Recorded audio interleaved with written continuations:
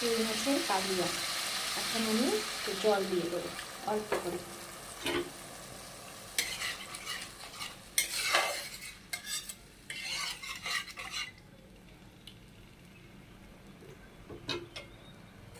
আর একটু জল দিয়ে দেবো।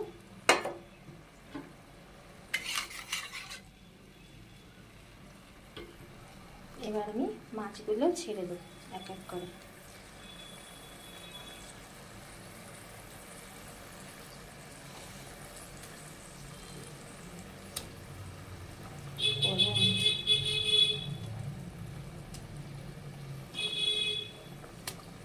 রুই মাছের কালিয়া খেতে কে কে ভালোবাসো কমেন্ট করে জানাবে।